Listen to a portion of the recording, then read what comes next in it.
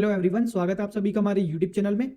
आज हम बात करने वाले हैं मेडिकल के कुछ बेसिक नॉलेज के बारे में, जैसे कि हमारा ब्लड प्रेशर या ब्लड पीएच या हमारा रेस्पिरेशन रेट या आप जो देख पा रहे होंगे, इन सब के बारे में आज हम जानने वाले हैं कि हमारी जो डब्ल्यूएचओ की जो न्यू गाइडलाइन आई है, उसमें क्या-क्या चेंजमेंट हुए हैं और हमारी ओल्ड गाइडलाइन थी, वो क्या कहती है, हम इन सब के बारे में पढ़ने वाले हैं। तो सबसे पहले हम बात करते हैं ब्लड प्रेशर की।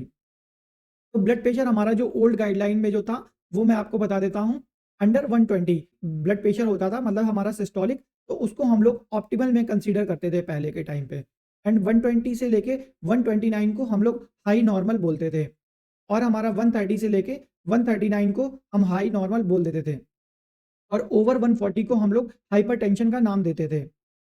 अब हम देख लेते हैं न्यू गाइडलाइन के हिसाब से। तो न्यू गाइडलाइन के हिसाब से जो चेंजमेंट हुए हैं, हम लोग अंडर 120 को नॉर्मल बोलते हैं और हमारा 120 से लेके 129 को हम लोग एलिवेटेड ब्लड प्रेशर बोलते हैं, यानी कि हमारा बढ़ा हुआ ब्लड प्रेशर। एंड नेक्स्ट है हमारा 130 से लेके 139, इसको हम लोग स्टेज 1 हाइपरटेंशन कंसीडर करते हैं। एंड नेक्स्ट है हमारा ओवर 140 या हमारा 140 या हमारा 140 से ज़्यादा, उसको हम लोग स्टेज 2 हाइपरटेंशन बोलते हैं। अब हम बात कर लेते हैं ब्लड प्रेशर की। तो ब्लड प्रेशर क्या होता है? Blood pressure is the pressure of blood on the walls of arteries. Blood का जो प्रेशर होता है, वो जब हमारी आर्टरीज की वॉल पर दबाव डालता है, तो उसको हम लोग ब्लड प्रेशर कहते हैं।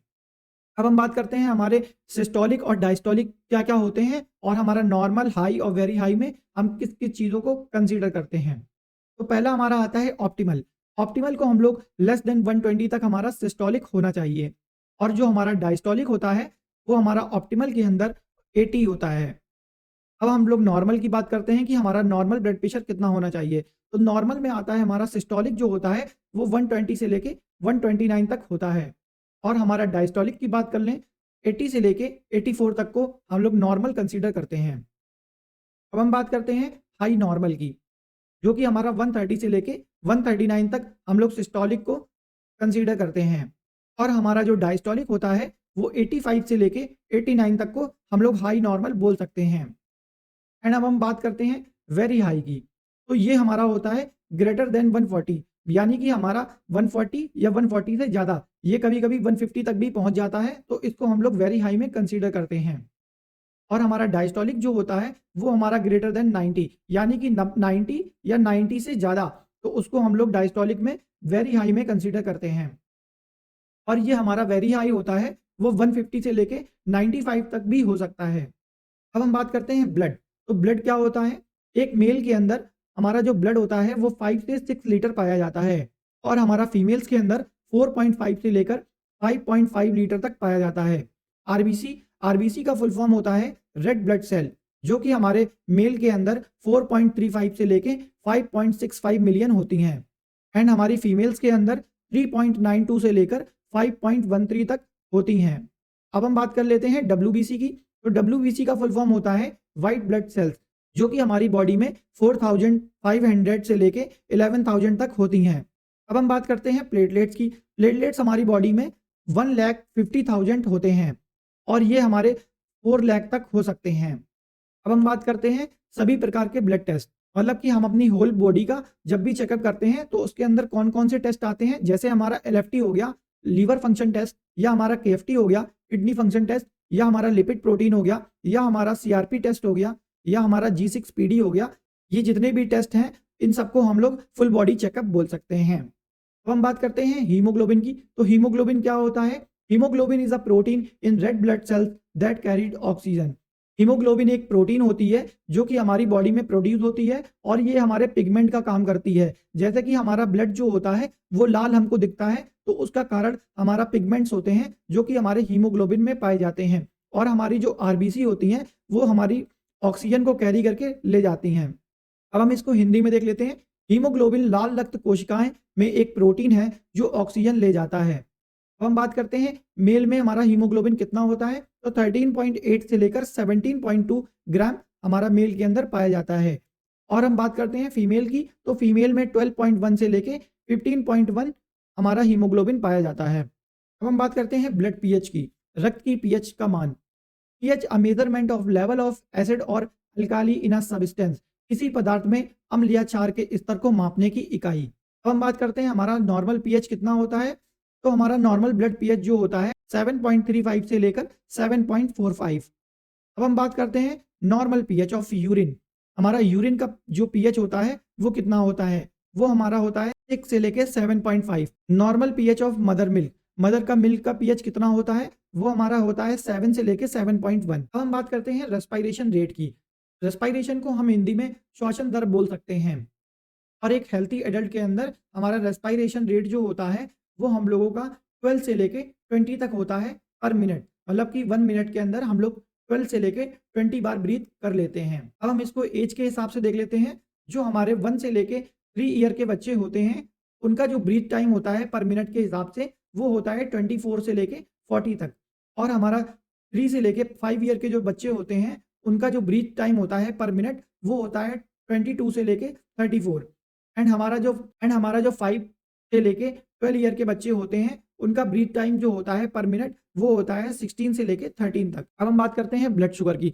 तो खाना खाने से पहले और खाना खाने के बाद और हमारा खाना खाने के 2-3 घंटे के बाद जब हम चेक करते हैं तो एक नॉर्मल ह्यूमन के अंदर खाना खाने से पहले 18 से लेके 100 तक उसका ब्लड शुगर लेवल होता है और खाना खाने के बाद 170 से लेके 200 के आसपास होता है। खाना खाने के 2-3 घंटे के बाद उसका जो शुगर लेवल होता है वो 120 से लेके 140 होता है। अब हम बात करते हैं इम्पेयर्ड ग्लूकोज। इम्पेयर्ड ग्लूकोज का मतलब होता है ना ही शुगर बढ़ा हुआ है ना ही शुगर घटा हुआ है। मतलब कि अगर हमने अपने खाने में सुधार नहीं किया तो हमें आगे चल के डायबिटीज हो जाएगा। तो उस केस की हम बात कर लेते हैं। तो उसमें होता है हमारा खाना खाने से पहले जो हमारा शुगर लेवल होता है वो हमारा 101 से लेके 125 होता है और हमारा खाना खाने के बाद 190 से लेके 230 होता है और हमारा खाना खाने के 2-3 घंटे के बाद हमारा 140 से लेके 160 होता है। अब हम बात कर लेते हैं डायबिटिक, यानी कि किसी को अगर डायबिटीज़ है तब उसका शुगर टेस्ट किया जाए तो कितना होगा। अगर खाना खाने से पहले उसका टेस्ट किया जाता है तो उसका ब्लड शुगर लेवल 126 से प्लस होता है, यानी कि 126 से ज़्यादा होता है। अब हम बात करते हैं खाना खाने के बाद। तो उनका जब भी खाना खाने के बाद टेस्ट करते हैं तो वो हमारा 220 से लेके 300 के अराउंड होता है और हम खाना खाने के 2-3 घंटे के बाद चेक करते हैं तो वो हमारा 200 प्लस होता है और वो हमारा 400 के समथिंग भी पहुंच जाता है। जब 400 से ऊपर हमारा डायबिटीज चला जाता है तब हमें इंसुलिन का यूज़ करना होता है। अब हम बात करते हैं बीएमआई। तो बीएमआई का फुल फॉर्म होता है body mass index. It is a measurement done on the basis of our height and weight. BMI से हमें यह पता चलता है कि हमारे शरीर में चर्बी ज़्यादा है या कम। तो बीएमआई का फॉर्मूला होता है BMI is equal to weight upon height. तो जो नॉर्मल हमारा BMI होता है वो हमारा होता है 18.5 से लेके 24.9।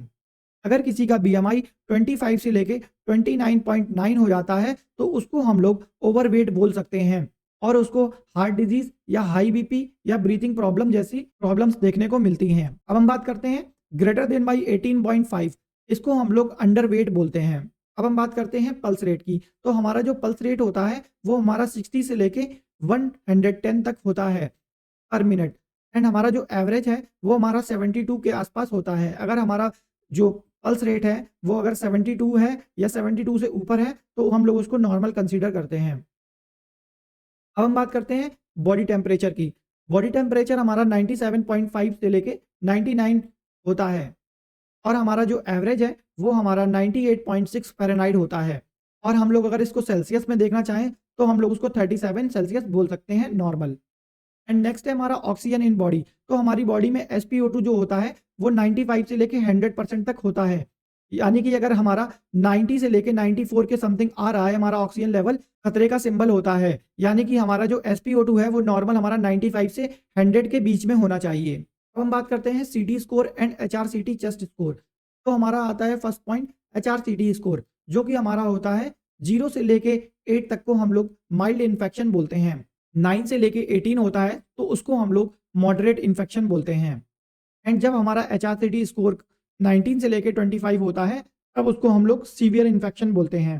HRCT का फुल फॉर्म होता है high resolution computed tomography. I think आपको इतनी बात समझ में आ गई होगी। वीडियो आपको अगर इन्फॉर्मेटिव लगी हो तो प्लीज़ वीडियो को लाइक कीजिएगा, सब्सक्राइब कीजिएगा और बेल नोटिफिकेशन को दबाना बिल्कुल भी मत भूलिएगा। Thank you.